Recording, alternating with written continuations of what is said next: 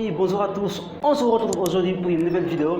Dans cette vidéo, on va voir ensemble comment resserrer ses locks soi-même sans pourtant aller voir des salons, sans pourtant aller faire appel à d'autres personnes de votre entourage. Je vais vous montrer comment faire. Allez, intro et on revient.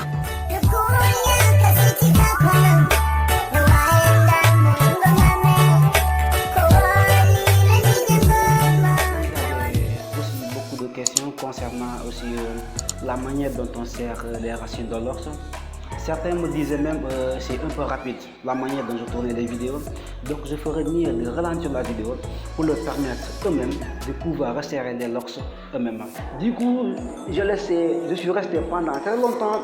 Comme ça, vous verrez beaucoup de repousses. Regardez, j'ai laissé pousser beaucoup mes racines comme ça.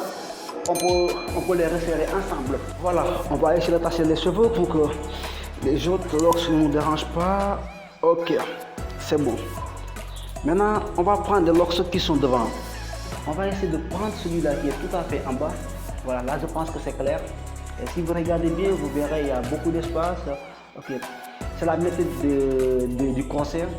Voilà, il suffit juste de faire passer le crochet de la gauche vers la droite, de la droite vers la gauche, du haut en bas, de manière croisée. Aujourd'hui, je vais aller très lente comme ça, vous allez voir. Regardez bien, je le fais entrer ici. Il est sorti de l'autre crochet, je pense que vous voyez.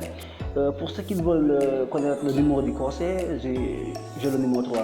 On accroche bien la loque, on tire un peu et c'est sorti, vous voyez. Et on tire. Maintenant, je vais passer du haut vers le bas. Vous voyez, du bas vers le haut, on recherche bien. On accroche et on tire. Après, je vais zoomer tout ça comme ça, vous verrez ça en grande partie. Et on tire. Je fais pareil de l'autre côté. Je recherche bien, j'accroche et je tire. Et je tire. Je fais aussi du coup vers le bas. On accroche l'aiguille et on tire. Et la pointe de l'aiguille là sera toujours vers le bas.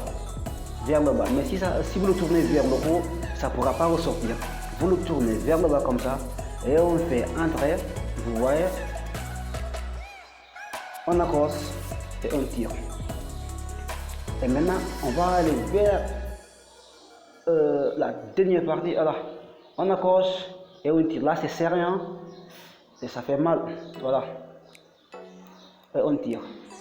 Et vous voyez, c'est serré non? Et vous voyez, je pense que c'est clair maintenant.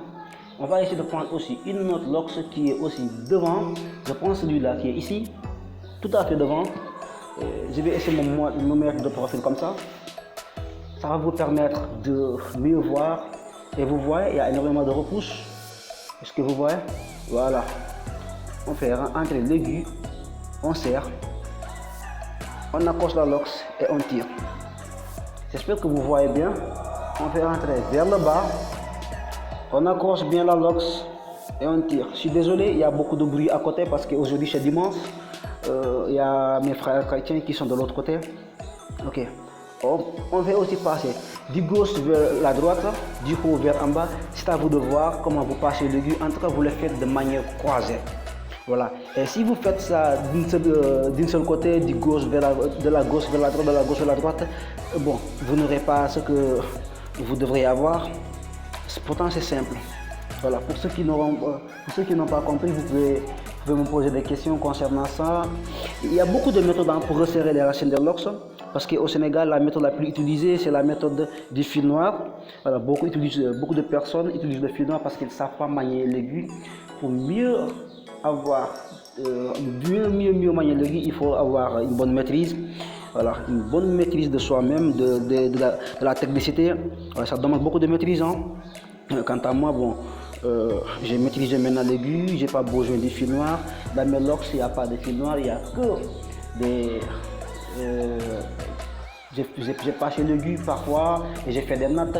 Bon, dans ma tête, il y a beaucoup de catégories. Hein.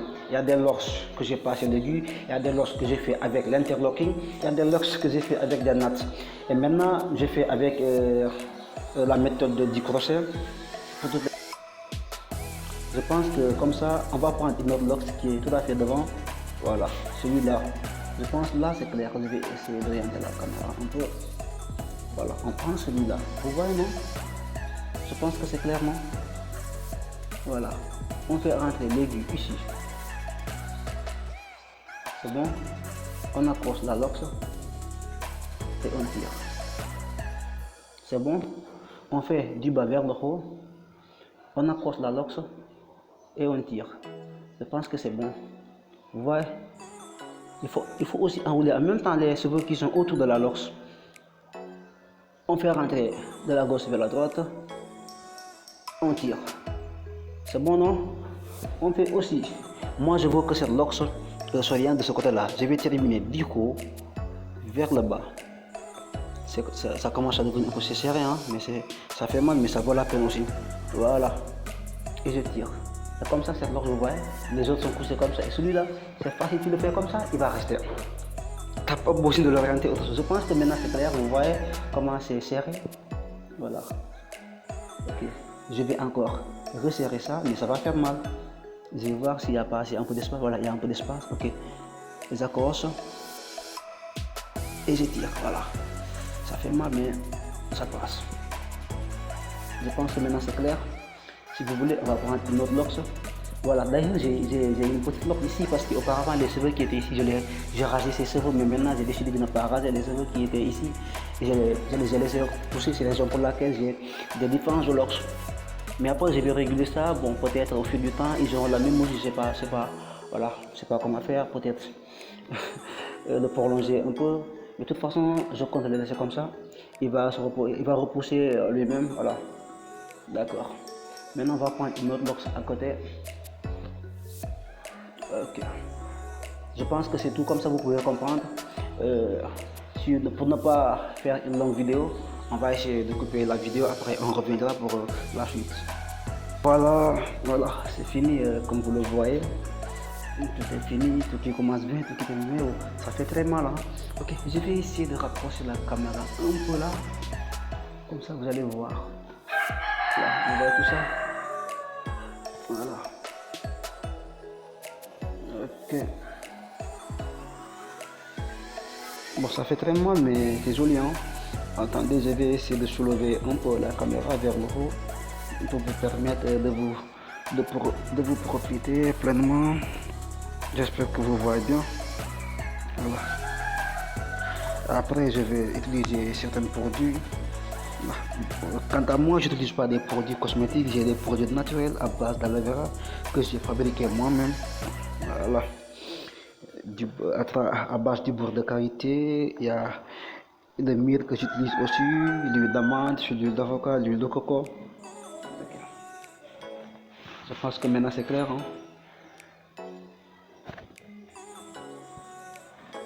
Ok. Les 3 conseils que j'aimerais vous donner. Bon, les locks ont besoin de beaucoup d'eau et peu d'huile. Premier conseil.